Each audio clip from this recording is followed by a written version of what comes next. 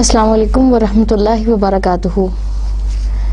In our last class we have discussed and we have started discussing the ethical and the moral system of Islam, in which we have discussed the importance of ethical and moral system and the specialities of Islamic ethical system, the definition of ethics and morals, and we have left our lecture on discussing the kinds of honesty.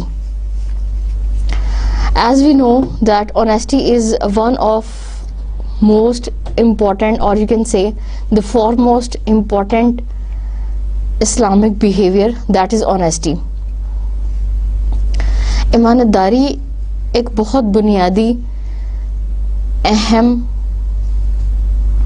اور ضروری وصف ہے جس کا ہونا ہر انسان کے اندر بہت ضروری ہے، اور یہ ایک ایسا وصف ہے، یہ ایک ایسی خوبی ہے جو بہت ساری دوسری خوبیوں کی بنیاد بنتا ہے، اور یہ ایک ایسا وصف ہے کہ جو انسان کے اندر اگر موجود نہ ہو تو اس کی غیر موجودگی بہت سارے دوسرے مسائل کو جنم دیتی ہے۔ چنانچہ آنیسٹی، ایمانداری، دیانتداری یا ٹرسٹ وردینس کا انسان کے اندر ہونا بہت ضروری ہے۔ And as we have discussed that honesty is a blanket term, it is a term which has a great and wide range of meanings in itself. Honesty کا مطلب یہ بھی ہے کہ ایمانداری، آنیسٹی کا مطلب یہ بھی ہے کہ وعدے کی پاسداری کی جائے، آنیسٹی کا مطلب یہ بھی ہے کہ آپ اپنی ڈیلنگز میں فیئر ہوں، اسی طرح آبجیکٹیوٹی ان ججمنٹ، یہ تمام آنیسٹی کے معنی میں شامل ہیں۔ اس کے بعد ہم نے پڑھا تھا کائنڈز آف آنیسٹی، آنیسٹی کی اقسام۔ There are two important kinds of honesty which are known as internal and external honesty. Internal honesty means the honesty which is judged or which can be judged by the human being himself alone. Internal honesty سے مراد یہ ہے کہ جس ایمانداری کو یا جس دیانتداری کو انسان صرف خود ہی جج کر سکے اور دوسرے اس بات کا اندازہ نہ لگا سکیں کہ کیا یہ کام انسان نے ایمانداری سے کیا ہے یا نہیں کیا، لیکن انسان خود ذاتی طور پر اس کو پرکھ سکے، یہ انٹرنل آنیسٹی کہلاتی ہے۔ And external honesty means the honesty which is judged or which is supervised by the other human beings. External honesty سے مراد وہ آنیسٹی ہے جس کو دوسرے لوگ بھی دیکھ سکیں، جس کو دوسرے لوگ چیک کر سکیں اور اس کا اندازہ لگا سکیں کہ کیا اس شخص نے واقعی ایمانداری سے یہ کام کیا ہے یا نہیں۔ The reward of internal honesty comes from Allah and from the satisfaction of heart, from the peace of soul, while the reward of external honesty comes from the society, from other human beings and from the other institutions in case of praising yourself. And honesty is such a thing that which is demanded by each and every human being. You enjoy the honesty of other people and other people enjoy your honesty. اگر آپ دیانتدار ہیں اور ایماندار ہیں تو دوسرے لوگ آپ کی آنیسٹی کو انجوائے کریں گے، آپ کی ان آنیسٹی اور دیانتداری سے فائدہ اٹھائیں گے اور آپ ان کی دیانتداری سے فائدہ اٹھائیں گے۔ And in case if there is no honesty in the society, in the people, in the nations, it means a system of deceit, a system of bribery, a system of favoritism is settled in a society. اور اگر دیانتداری نہیں ہوگی تو اس کا مطلب ہے کہ اس کے مخالف جو چیزیں ہیں وہ معاشرے میں موجود ہوں گی، یعنی دنیا میں دھوکہ دہی ہوگا, چیٹنگ ہوگا, ایک دوسرے کو فریب دینا, ہر طریقے سے دوسرے کو نیچا دکھانا, رشوت, ذخیرہ اندوزی اور دوسرے انسانوں کو تنگ کرنے کے تمام جو ذرائع ہیں پھر وہ اپنائے جائیں گے. چنانچہ یہ ایک ایسا وصف ہے جس سے بہت سارے فوائد حاصل ہوتے ہیں, اور اگر یہ وصف نہ موجود ہو تو اس کی عدم موجودگی کی وجہ سے بہت سارے مسائل بھی دنیا میں جنم لیتے ہیں. And if there is no external honesty, it means there are a lot of diseases in the society, and dishonesty creates very much important social diseases or social disabilities, like to take bribe, to deceit, bluffing, cheating, all these things. And the honesty is a factor in the psychological health of honest person. It has a spiritual effect. It gives the human being internal satisfaction, the satisfaction of soul and mind, and the satisfaction which is given by Allah subhanahu wa ta'ala, and the honesty which is emphasized by Islam, which is needed by Islam, that is also internal honesty. اسلام نے جس چیز پر زور دیا ہے اور جس چیز کو پسند کیا ہے اور جس چیز کے بارے میں کہا ہے کہ یہ ہونا چاہیے, that is internal honesty.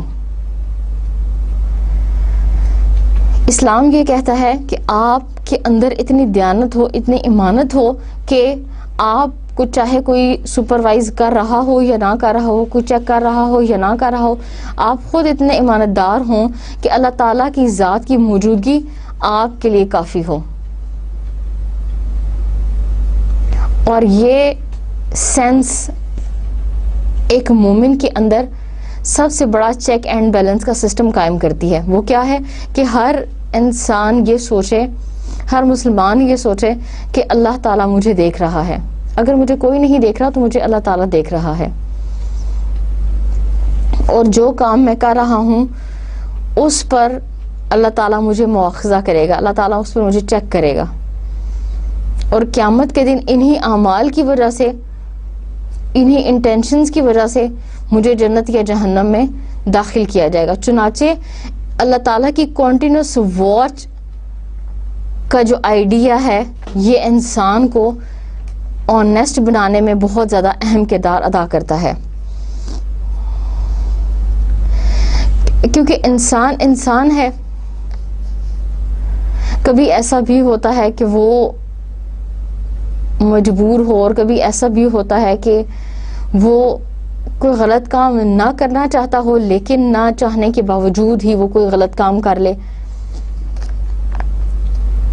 اور کبھی کبھی وہ کوئی ایسا کام کر لے جو اس کی سنسیئرٹی کے خلاف ہو. چنانچہ جب اس کے دل میں یہ پختہ عزم ہوگا, یہ پختہ ارادہ ہوگا کہ اللہ تعالیٰ کی ذات اسے دیکھنے والی ہے, کوئی ہے جو موجود ہے اور اس کے اعمال کو دیکھ رہی ہے, تو اس کے ذریعے وہ اپنے دل کے اندر سکون محسوس کرے گا اور ساتھ ہی ساتھ اپنے ارادوں کو اور اپنے تمام اعمال کو درست کر لے گا, اور یہ درستگی ہی اس کی آنیسٹی شمار ہوگی. And it is must for Muslim to be honest internally and externally, whether he is observed or not, whether he speaks or acts. And this overall sincerity makes him a good, kind and a perfect human being, a perfect Muslim in his doings and in his words. And this honesty makes the person feels that he trusts others and other peoples and other people trust him. He enjoy the honesty of others and other people enjoy his honesty. So this is the outcome, this is the result, and this is the consequences of being honest. That you feel confident, number one. Number two, you enjoy your own honesty. You see and you feel the benefits, the outcome of your own honesty. And number three, other people enjoy your honesty. They feel your objectivity, they feel your honesty, they feel your participation in the society. So these are the outcomes of honesty. And this honesty doesn't only mean the honesty literally, but this is the honesty of behavior, the honesty of judgment, the honesty of evaluation, the honesty of all the objects and all the things, which is very much important and which is very much needed in a Muslim especially. Now, what are the ways of building honesty? What are the different ways which Islam has adopted to create in a human being the sense of honesty? ایسے کون سے ذرائع ہیں, ایسے کون سے طریقے ہیں جو اسلام نے اڈاپٹ کیے ہیں کسی انسان کے اندر آنیسٹی پیدا کرنے کے لیے؟ The first step which Islam has taken, that is the instructions. First of all, Allah subhanahu wa ta'ala has given very evident, very obvious and very clear instructions for the people to be honest, and that it is in their interest, it is in their benefit, it is an important virtue, society is in need of it, to be an honest man. So these are the different instructions which Islam has given to a Muslim, and Islam has stressed to be honest in all the cases, and even if it is against teller's interest. The second way which Islam has adopted, that is the reason. Islam has told the persons rationally, Islam has given rational proofs that how much honesty is important and how much honesty is needed. اسلام نے سب سے پہلا طریقہ یہ کہ اس کے بارے میں ہدایات دی ہیں کہ انسان کے لیے کتنا ضروری ہے کہ وہ دیانتدار ہو. دوسرا جو طریقہ اسلام نے اختیار کیا ہے وہ ریزنز ہیں, اسباب اور وجوہات اسلام نے بتائی ہیں کہ یہ عقلی طور پہ وجوہات ہیں جن کی وجہ سے بہت ضروری ہے کہ انسان امانت دار ہو, دیانتدار ہو. The third step which Islam has taken, that is reward. Islam has clearly told us that what is the reward to be honest. اسلام نے ہمیں یہ بتایا ہے کہ اگر انسان دیانتدار ہوگا, ایماندار ہوگا, تو اللہ تعالیٰ کی طرف سے اسے کون سے ریوارڈز, کون سی نعمتیں عطا ہوں گی in this life and the hereafter, اس زندگی میں بھی اور آنے والی زندگی میں بھی. Number fourth step which Islam has taken to create the sense of honesty in human being, that is punishment. Islam has threatens the dishonest persons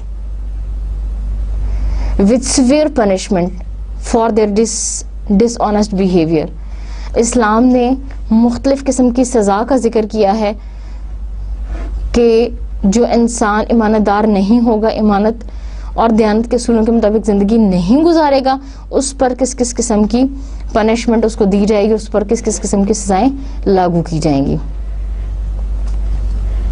The fifth way which Islam has adopted to create or to build honesty, that is practice.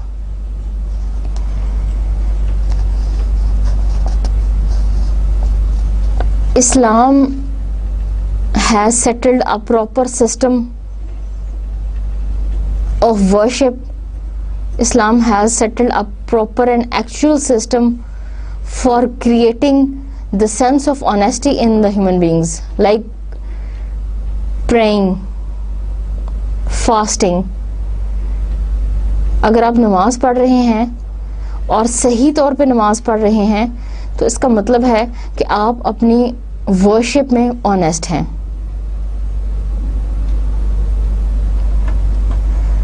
اور اسی طرح روزہ، آپ کا روزہ ہے and you are observing the fast, you have to observe it if you are in public اور you are in individual life. اور یہ صرف آپ ہی جانتے ہیں کہ آپ کا روزہ ہے. نو ون کین سی اور no one can recognise through the symptoms that you are going to observe fast. کوئی انسان دیکھ کے یہ نہیں بتا سکتا کہ کس انسان کا روزہ ہے یا نہیں. چنانچہ these are the different techniques اور practices which Islam has enjoined on human beings, on Muslims, to create in them self and to build in them self the sense of honesty. یہ وہ 5 طریقے تھے جن کے ذریعے اسلام نے انسان کے اندر آنیسٹی کو پیدا کرنے کے لیے بہت زور دیا ہے اور بہت سے مختلف طریقے اپنائے ہیں کہ ان طریقوں کے ذریعے انسان کے اندر آنیسٹی کو جنم دیا جا سکتا ہے. The attributes which are opposite of honesty. Number 1 is hypocrisy, منافقت. Hypocrisy is an attribute which is totally opposite of the honesty. Honesty means fair dealing, and the hypocrisy means to be of double-minded, to be of two faces. منافقت ایک ایسی خصوصیت ہے یا ایک ایسا وصف ہے جس سے مراد ہے کہ انسان کے 2 چہرے ہونا، 2 سائیڈڈ ہونا.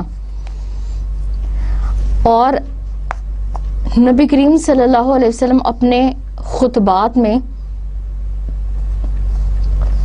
اکثر اس چیز کی طرف توجہ دلاتے تھے کہ یہ کتنا برا وصف ہے اور ہر انسان کو خاص طور پر اس سے بچنا چاہیے. چنانچہ نبی کریم صلی اللہ علیہ وسلم اکثر فرماتے لا دین لمن لا ایمان لہ، کہ اس شخص کا کوئی دین نہیں ہے جس کی کوئی امانت داری یا پاسداری نہیں ہے. اور اسی طرح اکثر نبی صلی اللہ علیہ وسلم فرماتے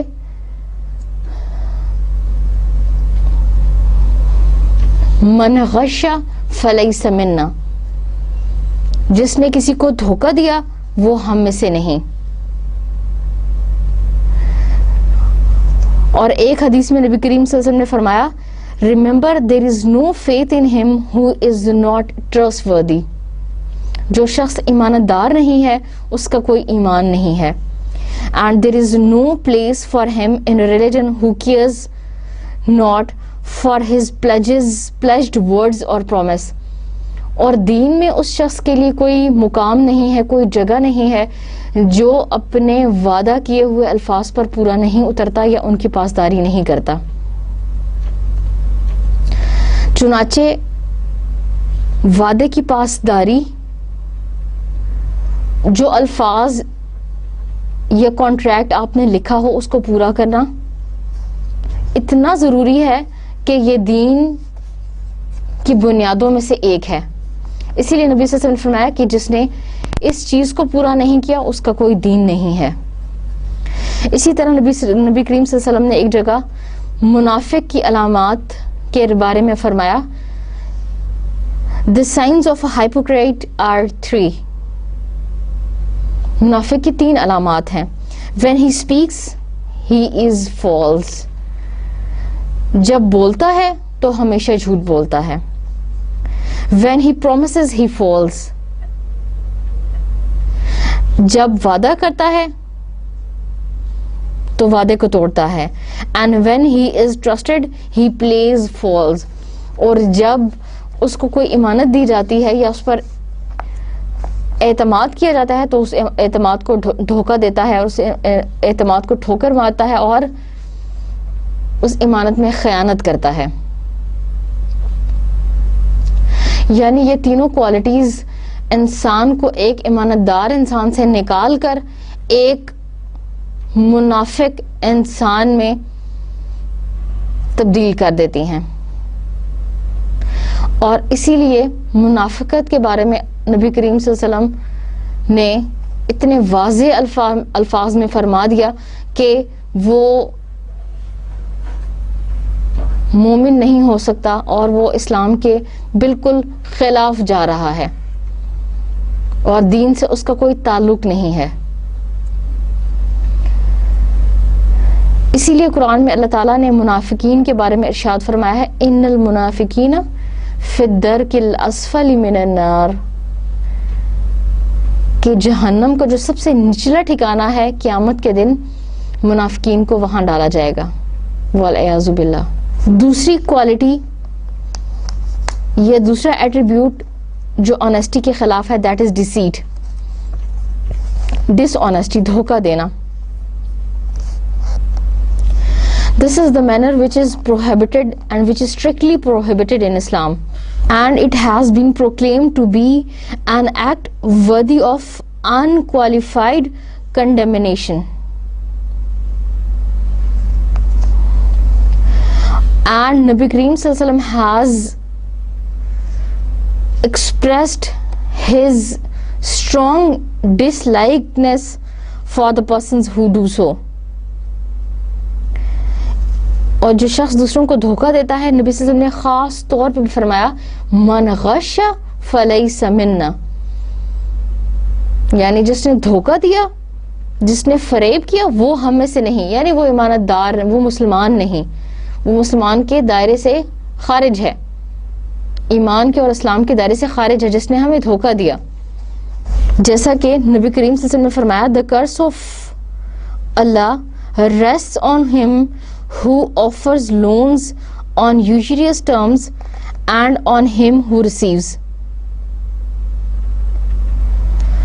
and on those who are witnesses to the transaction and on the writers who writes the deed thereof. نبی کریم صلی اللہ علیہ وسلم نے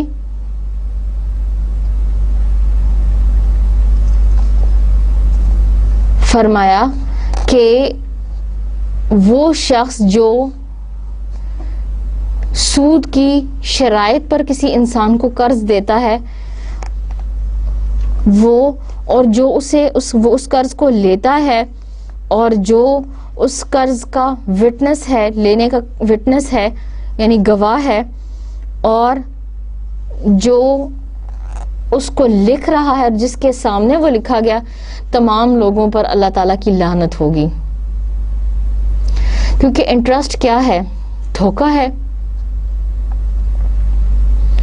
بظاہر تو آپ کسی کی مدد کر رہے ہیں لیکن در حقیقت اس کو بہت زیادہ نقصان پہنچا رہے ہیں. اور اگر آپ لون دینا چاہتے ہیں یا آپ کسی کا فائدہ چاہتے ہیں تو بھلا چاہتے ہیں تو آپ اس کو ضرور لون دیں، آپ اس کو پیسے دیں، لیکن اس کے لیے کوئی ٹرمز اینڈ کنڈیشن سیٹ نہ کریں. اور بہتری تو یہ ہے کہ آپ معاف کر دیں، اور اگر آپ معاف نہیں کرنا چاہتے تو آپ کوئی ایسی سخت اور پیچیدہ قسم کی شرائط طے نہ کریں جس میں اس شخص کے لیے مشکل ہو، جس میں قرض لینے والے کے لیے مشکل ہو. چنانچہ نبی صلی اللہ علیہ وسلم نے فرمایا کہ اللہ تعالیٰ کی لعنت ہے ان تمام لوگوں پر جو اس قرض کو لکھنے والا ہے یا اس قرض کا لینے والا ہے یا اس قرض کو دینے والا ہے یا اس کی جو یوزریس ٹرمز سلیکٹ کرتا ہے، ان تمام لوگوں پر اللہ تعالیٰ کی لعنت ہے۔ چنانچہ کسی انسان کو دھوکہ دینا اور کسی انسان کے اعتماد کو نقصان پہنچانا بہت بڑے گناہوں میں سے ہے۔ اسی لیے نبی صلی اللہ علیہ وسلم نے اس شخص کو اسلام کے دائرہ کار سے خارج قرار دیا کہ وہ ہم میں سے نہیں، یعنی مسلمانوں میں سے نہیں۔ اس کے بعد آتی ہے برائبری، رشوت۔ رشوت بھی ان کاموں میں سے ہے جس کے ذریعے انسان کسی کو دھوکہ دینے کا سبب بنتا ہے، یا پھر انسان کسی اور حقدار کی جگہ کو مارتا ہے یا کسی حقدار کا حق چھینتا ہے۔ چنانچہ نبی صلی اللہ علیہ وسلم نے فرمایا کہ رشوت لینے والا اور رشوت دینے والا دونوں جہنمی ہیں۔ اسی طرح نبی صلی اللہ علیہ وسلم نے ایک جگہ ارشاد فرمایا، condemned alike the giver of bribe and the taker of bribes in deciding cases۔ اور ایک حدیث میں تو یہاں تک بیان ہوا ہے کہ اگر کوئی انسان سفارش یا رشوت کے ذریعے کسی انسان کو منتخب کرواتا ہے اور منتخب کروانے کے بعد وہ کسی دوسرے انسان سے اس کا صلہ وصول کرتا ہے یا اس کی خاطر پیسے یا کوئی گفٹ وصول کرتا ہے تو اس نے بھی حرام مال لیا اور اس نے رشوت قبول کی اور بہت بڑا گناہ کمایا۔ یعنی ایک تو اس نے ایک بندے کو ریکمینڈ کیا اور ریکمینڈ کرنے کے بعد غلط فالس طریقے سے اس کو رکھوانے کی کوشش کی اور اس کے بعد as a result, as a consequence خود بھی کوئی فائدہ حاصل کیا، تو نبی صلی اللہ علیہ وسلم نے فرمایا کہ اس نے ایک بہت بڑا گناہ کمایا ہے۔ اسی طرح اگر کوئی انسان کسی دوسرے کی زمین پر، کسی دوسرے کی حقدار کی جگہ پر غاصب ہو جاتا ہے، اس کا حق مارتا ہے، تو اس کے بارے میں بھی نبی کریم صلی اللہ علیہ وسلم نے بہت زیادہ عبرتناک سزا بتائی ہے کہ کسی کا ناجائز حق لینا اور کسی کے حق سے اس کو نکال دینا بہت بڑا گناہ ہے۔ اور اگر کوئی شخص جھوٹی قسم کھانے کے ذریعے، جھوٹی قسم کھا کر کسی کے مال پر غاصب بن جاتا ہے یا کسی کا مال چھین لیتا ہے، تو اس کے بارے میں بھی نبی کریم صلی اللہ علیہ وسلم نے فرمایا کہ remember he who will obtain the property of any other by swearing a false oath will appear as a leper before Allah in the day of judgment۔ اور ایک جگہ نبی صلی اللہ علیہ وسلم نے فرمایا he who acquires the property of a Muslim unjustly by taking a false oath is debarred by Allah from entering paradise and the fire of hell is made inevitable for him۔ کہ اگر کسی قسم کے ذریعے آپ کسی جائز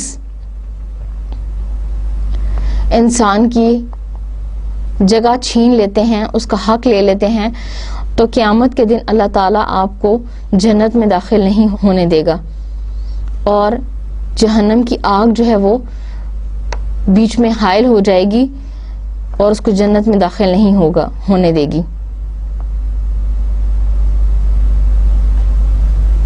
پھر نبی ایک صحابی نے پوچھا کیا کہ اگر چھوٹی سی بھی کوئی چیز کوئی انسان کسی سے چھین لے تو تب بھی اس کے حق سے اس کو محروم کر دے؟ تو نبی صلی اللہ علیہ وسلم نے کہا گویا کہ وہ ٹہنی جس سے مسواک بنتی ہے اس کے برابر بھی اگر کوئی چیز ہو تو تب بھی اللہ تعالیٰ اس کو سزا دے گا اور اس کو عذاب دے گا، اگر کسی نے اتنی چھوٹی سی چیز بھی کسی کے مال میں، کسی کے حق میں سے چرائی ہے یا چھینی ہے۔ اور ایک جگہ نبی صلی اللہ علیہ وسلم نے فرمایا whosoever laid his claim on a thing that was not his is not of us۔ جو انسان کسی کی چیز کے بارے میں دعویٰ کرتا ہے کہ یہ اس کی چیز ہے، وہ ہم میں سے نہیں۔ he will do well to reserve a place for himself in the hell. اور وہ اس چیز کا حقدار ہے کہ جہنم میں اپنے لیے ایک ٹھکانہ بنا لے. چنانچہ وہ تمام جائیداد، زمین، پراپرٹی یا خرید و فروخت کے وہ تمام معاملات جس میں انسان دھوکہ دہی کے ذریعے، رشوت کے ذریعے یا کوئی بھی غیر دیانتدارانہ طریقہ اپناتے ہوئے دوسرے انسان کو نقصان پہنچاتا ہے یا اس کو اس کے حق سے محروم کرتا ہے، تو اسلام نے اس کے لیے بہت زیادہ سزا رکھی ہے. اور اللہ سبحانہ تعالیٰ کہتے ہیں کہ اللہ اس کی نمازیں، اس کی عبادت ہرگز قبول نہیں کریں گے.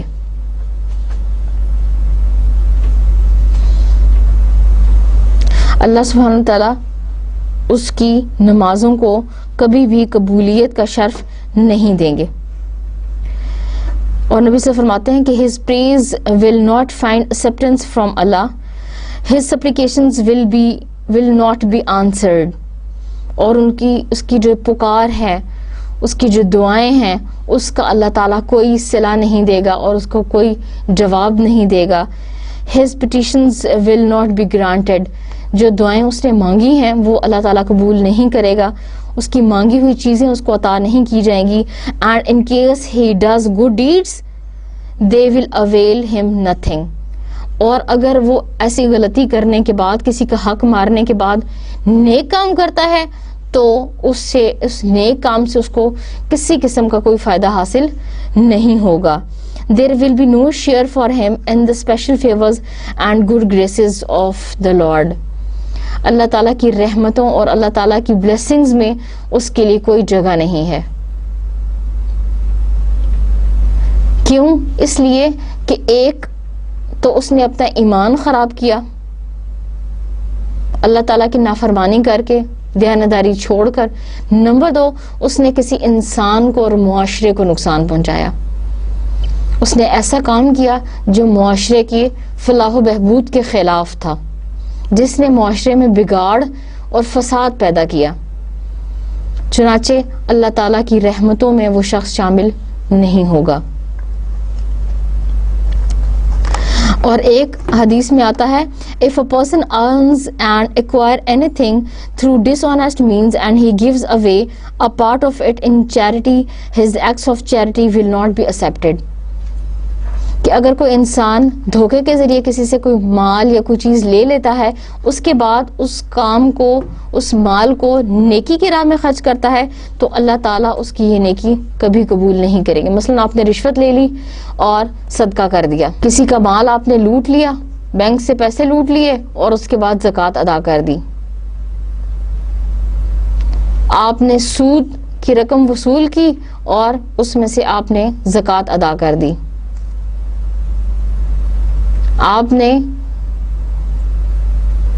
غلط طریقے سے محنت کر کے پیسہ کمایا اور اس کو چیریٹی کے کاموں میں، صدقے کے کاموں میں خرچ کر دیا، تو اللہ تعالیٰ نے کیا کہا ہے کہ وہ مال اس سے قابل قبول نہیں ہے اور اس کی یہ نیکی بھی قابل قبول نہیں ہے.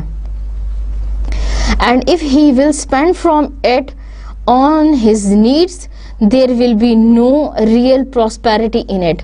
اور اگر وہ اس کو ذاتی کام میں، ذاتی استعمال میں لائے گا، مثلا اپنے جسم پہ لگائے گا یا پھر خوراک حاصل کرے گا یا پھر اپنے گھر پہ لگائے گا، تو اس میں کوئی خوشحالی نہیں دیکھ پائے گا. And should he leave it behind to his descendants on his death, it will serve for him as hell's provision. اور اگر وہ اس کو اپنی اولاد کے لیے یا اپنے جانشینوں کے لیے چھوڑ جاتا ہے تو تب بھی وہ جہنم کی آگ کے طور پر ہی اس کو سامنے آئے گی، اس سے ان کو کوئی فائدہ نہیں ہوگا. Believe it, Allah does not erase evil with evil. اللہ گناہ کو گناہ سے نہیں مٹانا چاہتا، یا اللہ برائی کو برائی سے نہیں مٹاتا. One impurity cannot remove another, it cannot make it pure. ایک برائی دوسری برائی کا خاتمہ نہیں کر سکتی، اور ایک برائی جو ہے یا غلط طریقے سے کمایا ہوا مال ایک نیکی اس کو پاک اور صاف نہیں کرتی. چنانچہ جب انسان نے گناہ کر دیا، غلط کام کر دیا، غلط طریقے سے مال کما لیا، اس کو اپنی ذات پر لگایا، اپنے لباس پہ لگایا، اپنی اولاد پر خرچ کیا، تو اس کا کوئی فائدہ نہیں ہوگا. بظاہر تو وہ بہت دیکھے کہ میرا گھر بھی بہت بڑا بن گیا، میرے پاس گاڑی بھی آ گئی، میرے بچے بھی بہت اچھے سکولز اور کالجز اور یونیورسٹیز میں پڑھ گئے، لیکن ریئل پراسپیرٹی، حقیقی جو خوشحالی ہے وہ اس میں نہیں دیکھ سکے گا، کیونکہ اللہ تعالیٰ اس کو اپنی رحمت، اللہ تعالیٰ اس کو اپنی گریس سے خارج کر دیں گے، اپنی رحمت سے نکال دیں گے. چنانچہ یہ ممکن ہی نہیں ہے کہ اس میں کسی قسم کی بہتری یا اضافہ وہ دیکھ سکے. اور اسی طرح حدیث میں ایک جگہ آتا ہے that Allah is pure himself and he accepts only offering that are pure، کہ اللہ تعالیٰ خود بھی پاک ہے اور وہی چیز، وہی مال اللہ تعالیٰ انسان کی کمائی میں سے قبول کرتا ہے جو پاک ہو، جو طیب اور طاہر ہو.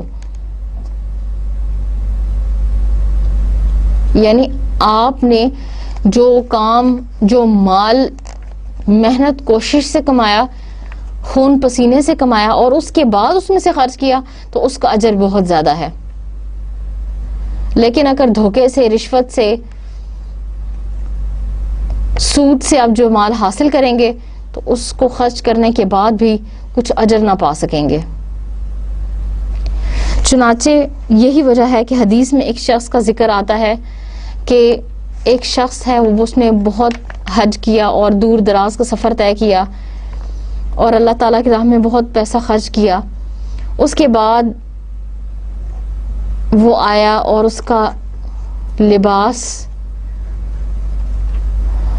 مٹی اور دھول سے پر تھا، اس کے بالوں میں اس کے بال گرد آلود تھے، اور وہ اللہ تعالیٰ سے دعا کر رہا تھا، یا ربی یا ربی، اے میرے رب، اے میرے پروردگار، اے اللہ. تو نبی صلی اللہ علیہ وسلم نے فرمایا کہ یہ شخص حرام مال سے اس کا جسم پلا ہے اور حرام مال سے ہی اس نے پرورش پائی ہے، اور جو اس نے پہنا ہے وہ بھی حرام کا ہی ہے، تو اس کی دعا کیوں کر قبول ہو سکتی ہے؟ یعنی ایک حرام کام اور ایک حرام چیز انسان کی تمام محنتوں پر پانی پھیر دیتی ہے، انسان کی تمام نیکیوں کو ختم کر دیتی ہے. جیسے حسد کے بارے میں اللہ تعالیٰ نے، نبی صلی اللہ علیہ وسلم نے فرمایا کہ یہ ایک ایسی برائی ہے، یہ ایک ایسا گناہ ہے کہ جو نیکیوں کو ایسے کھا جاتا ہے جیسے آگ سوکھی لکڑی کو فوراً آگ لگتی ہے، ایسے ہی حسد نیکیوں کو کھا جاتا ہے، مٹا دیتا ہے، ختم کر دیتا ہے. چنانچہ ایک چھوٹے سے گناہ سے وہ تھوڑا سا مال جو آپ نے حرام طریقے سے کمایا ہے، وہ اس تمام مال کو جو آپ نے محنت سے کمایا ہے، آپ نے کوشش اور دن رات ایک کر کے کمایا ہے، اس کو باطل قرار دے دیتا ہے، اس کو حرام قرار دے دیتا ہے، اس میں سے برکت اور اللہ تعالیٰ کی رحمت اٹھا لیتا ہے. چنانچہ نبی صلی اللہ علیہ وسلم نے فرمایا کہ جو جسم حرام مال سے پرورش پائے، جنت کی آگ ہی اس کی زیادہ حقدار ہے. یعنی جنت کی آگ اس بات کی حقدار ہے کہ اس میں اس کو ڈال دیا جائے.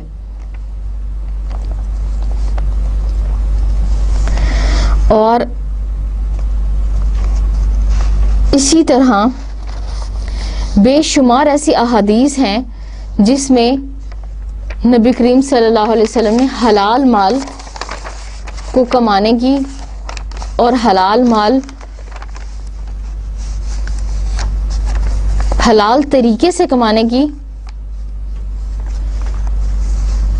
فضائل بتائے اور حلال طریقے سے کمانے پر زور دیا. مثلا حضرت داؤد علیہ السلام کے بارے میں نبی صلی اللہ علیہ وسلم نے فرمایا کہ وہ حلال مال سے اور اپنے ہاتھ کی محنت کی کمائی سے کھاتے تھے. چنانچہ وہ مال جو انسان اپنے ہاتھ کی کمائی سے کھاتا ہے وہ اللہ تعالیٰ کی، اور محنت کی کمائی سے کھاتا ہے وہ اللہ تعالیٰ کو سب سے زیادہ پسندیدہ ہے. Honesty and trade. نبی کریم صلی اللہ علیہ وسلم نے کچھ ایسے معاملات ہیں جن میں خاص طور پر امانت داری اور دیانتداری پہ بہت زیادہ زور دیا ہے. ان میں سے ایک ٹریڈ ہے، تجارت. آپ اس کو تجارت کہہ لیں یا بزنس کہہ لیں. اس میں نبی کریم صلی اللہ علیہ وسلم نے خاص طور پر یہ حکم دیا ہے کہ انسان دیانت اور امانت داری کے اصولوں کو اپنائے. کیوں؟ اس لیے کہ ان معاملات میں دیانتداری کا ہونا بہت ضروری ہے، اور اگر آپ ان معاملات میں دیانتدار نہیں ہیں تو وہ نہ صرف آپ کے امیج کو خراب کرے گا، آپ کو اس کا گناہ ملے گا، آپ کا اعتماد لوگوں پر سے اٹھ جائے گا، بلکہ وہ معاشرے میں ایک بہت بڑے پیمانے پر فساد پھیلا سکتا ہے، معاشرے میں ایک بہت بڑے پیمانے پر بگاڑ پیدا ہو سکتا ہے اس بددیانتی کی وجہ سے. چنانچہ نبی کریم صلی اللہ علیہ وسلم نے خاص طور پر یہ حکم دیا ہے کہ تجارت اور بزنس اور ان کاموں میں انسان خاص طور پر آنیسٹی کے تمام اصولز کو، تمام رولز اینڈ ریگولیشنز کو مد نظر رکھیں. مثلا نبی کریم صلی اللہ علیہ وسلم ایک مرتبہ غلے کے ایک ڈھیر کے پاس سے گزرے اور آپ نے اس میں ہاتھ داخل کیا تو آپ کے ہاتھوں کو کچھ نمی محسوس ہوئی. آپ صلی اللہ علیہ وسلم نے فرمایا کہ یہ نمی کیسی ہے؟ تو اس مالک نے بتایا کہ اس پر بارش بھیگی ہے. تو نبی صلی اللہ علیہ وسلم نے فرمایا کہ تم نے ایسا کیوں نہیں کیا کہ گیلے غلے کو اوپر رکھ دیتے تاکہ جو خریدنے والا ہے وہ اس کے نقص کو پہچان سکے اور وہ خود دیکھ لے، بھانپ لے کہ اس میں یہ غلطی موجود، یہ نقص موجود ہے، یہ کمی موجود ہے. تو اسی لیے نبی صلی اللہ علیہ وسلم نے فرمایا کہ he who deceives is not of us. من غش فلیس منا. جس نے دھوکہ دیا وہ ہم میں سے نہیں. اور اسی طرح نبی صلی اللہ علیہ وسلم نے فرمایا کہ اگر کوئی انسان چیز خریدتا ہے تو بائر کو چاہیے کہ وہ سیلر کو، بیچنے والے کو چاہیے کہ وہ خریدنے والے کو اس کے نقص بتا دے تاکہ وہ شخص اعتماد کر لے اور دیکھ لے کہ کیا وہ اس کے لیے یہ بہتر ہے یا نہیں، کیا وہ خریدنا چاہتا ہے یا نہیں. چنانچہ دونوں کے درمیان ایک اعتماد اور ایک کانفیڈنٹ کی فضا جو ہے وہ قائم رہے. ایسا نہ ہو کہ دونوں ایک دوسرے کو دھوکہ دینے لگیں، اور اس طرح اگر وہ دونوں ایک دوسرے کو دھوکہ دیں گے تو یہ دھوکہ دہی کا سسٹم، اس کا نظام بہت دور تک پھیل جائے گا اور اس کے بہت سارے نقصانات ہوں گے. چنانچہ نبی صلی اللہ علیہ وسلم نے فرمایا کہ من غش فلیس منا. اور ایک جگہ تک نبی صلی اللہ علیہ وسلم نے فرمایا the seller must explain to the buyer the defects if any in the quality of article offered for sale. کہ بیچنے والے کو چاہیے کہ وہ خریدنے والے کو اگر اس چیز میں جس کو وہ بیچ رہا ہے کوئی نقص ہے تو بتا دے. and should this not be done the seller will permanently be caught in the wrath of Allah. اور اگر اس نے ایسا نہیں کیا، اگر اس نے بیچنے سے پہلے نہیں بتایا تو وہ اللہ تعالیٰ کی لعنت اور ملامت کا حقدار بنے گا. The exact words are he will always be cursed by the angels. کہ فرشتے ہمیشہ اس پر لعنت بھیجتے رہیں گے اگر وہ بیچنے سے پہلے اس چیز کے نقصان کو، اس چیز کے نقص کو، اس کی کمی کو پہلے واضح نہیں کرتا.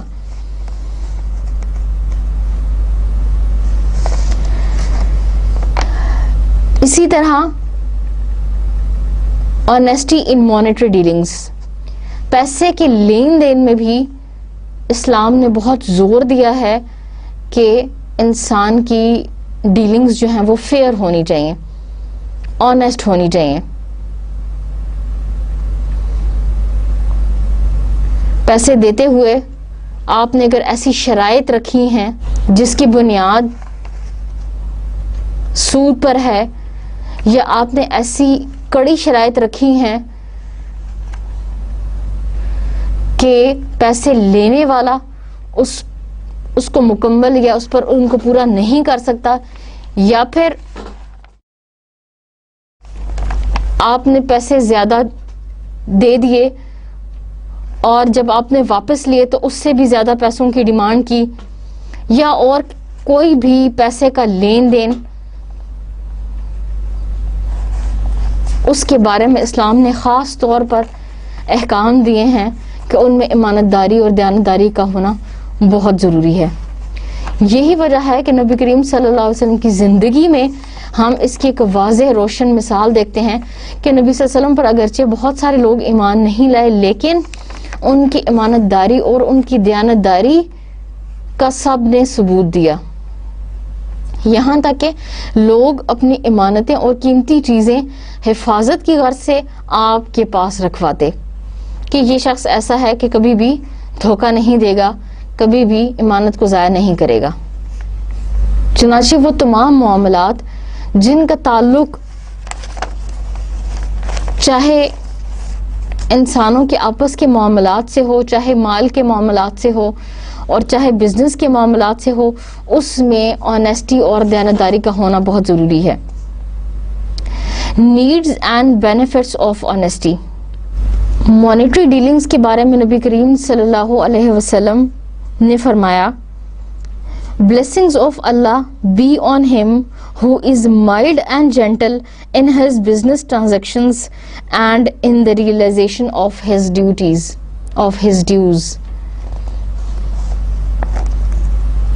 کہ اللہ تعالیٰ کی رحمت اور بلیسنگ ہو اس شخص پر جو اپنے پیسے کے معاملات میں بہت زیادہ دیانتدار اور امانت دار ہے، اور اپنے ڈیوز یا اپنے واجبات کی ادائیگی میں بہت زیادہ محتاط ہے. اور ایک جگہ نے فرمایا، Allah will protect him from the agonies of the day of judgement. اللہ تعالیٰ قیامت کے دن کے عذاب یا اذیتوں سے اس کو محفوظ رکھے گا جو اپنے پیسے کے معاملے میں امانت داری دکھاتا ہے. Who allows respite to a poor and indigent servant of his in the payment of his debit or rights of the debit, altogether or a part of it. چنانچہ نبی کریم صلی اللہ علیہ وسلم نے اس شخص کے لیے اللہ تعالیٰ کی رحمت کا ذکر کیا جو اپنی مانیٹری ڈیلنگز میں، پیسے کے معاملات میں بہت زیادہ آنیسٹ اور فیئر ڈیلنگ کرتا ہے، اور اس شخص کو اللہ تعالیٰ کی لعنت کا مستحق قرار دیا جو اپنے پیسے کے معاملات میں دھوکہ دیتا ہے. اور اسی طرح نبی کریم صلی اللہ علیہ وسلم نے فرمایا، the trader who plies his trade cleanly and honestly will rise in the hereafter in the company of prophets, saints and shuhada. جو شخص ٹریڈ بزنس کے معاملات میں آنیسٹ ہے اور صحیح ڈیلنگ کرتا ہے تو قیامت کے دن اس کو شہداء اور انبیاء کے ساتھ اٹھایا جائے گا. چنانچہ ایک اور جگہ نبی صلی اللہ علیہ وسلم نے فرمایا، to earn a clean living is also a duty next only to the prescribed duties of the faith.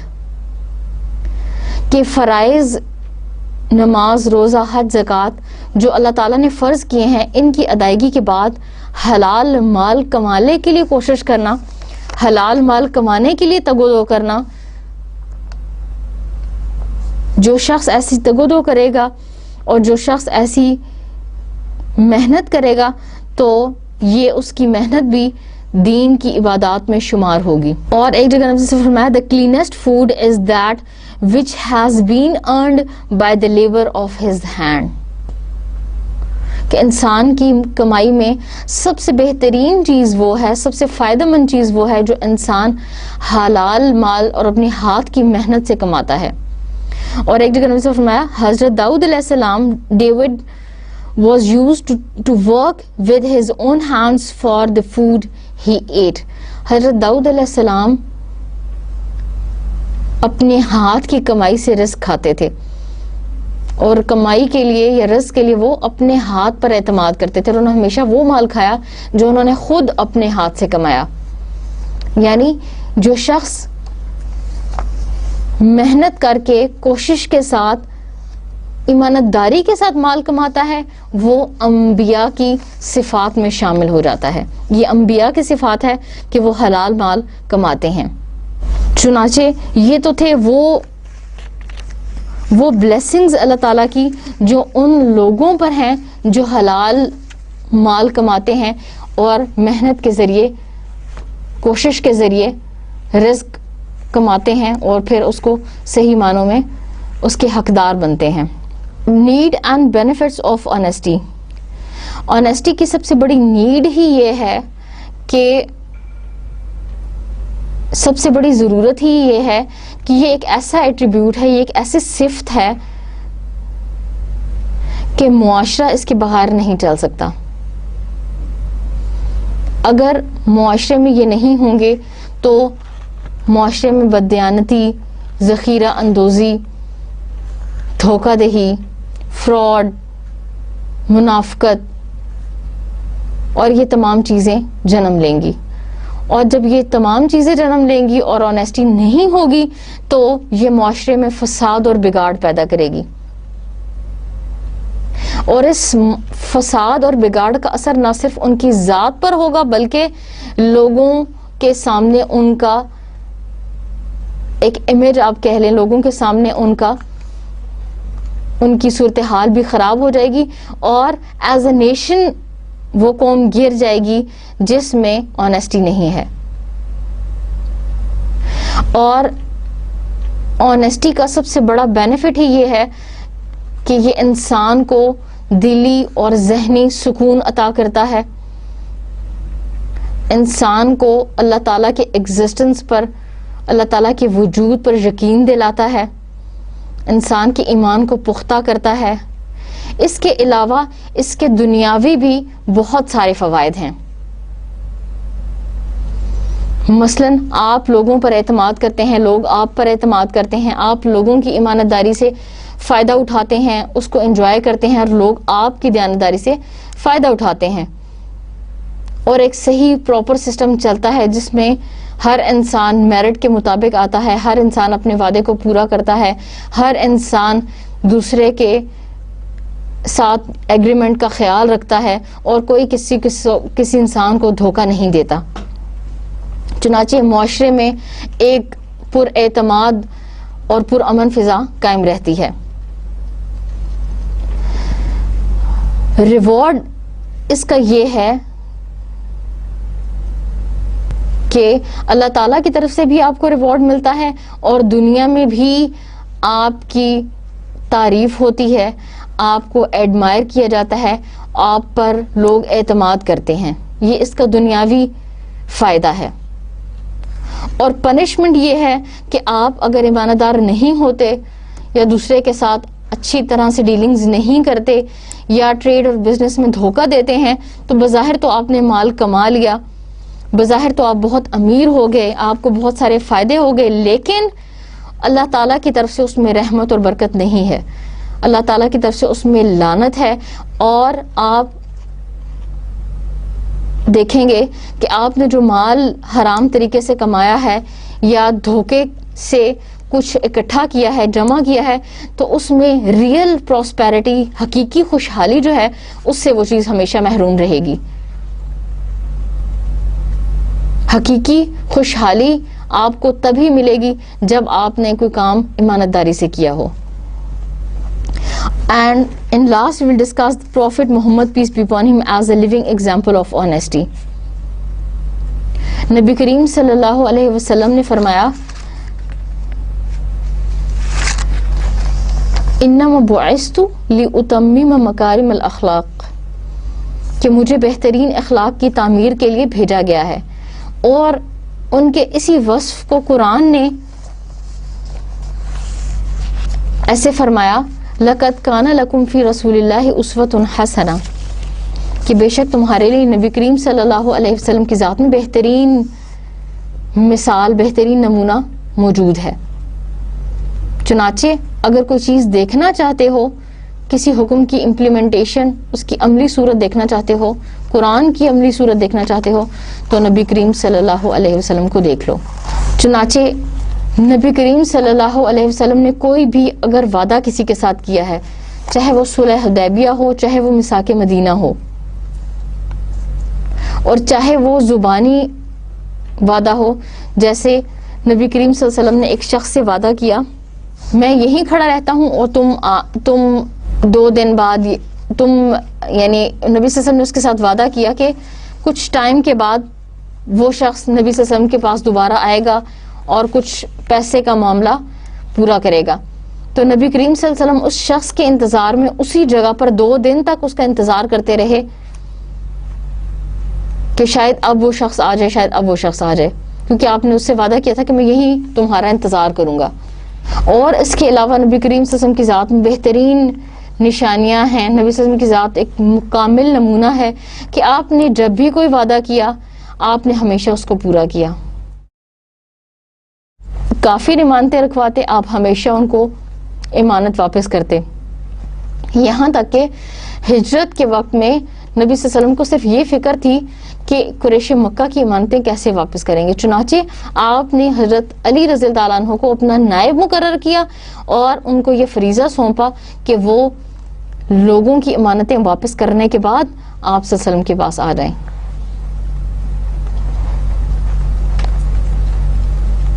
اور اس طرح کی بہت ساری مثالیں ہماری زندگی میں موجود ہیں، ہماری قرآن اور حدیث میں موجود ہیں، جن سے یہ پتہ چلتا ہے کہ نبی صلی اللہ علیہ وسلم نے ہمیشہ دیانتداری کا مظاہرہ کیا.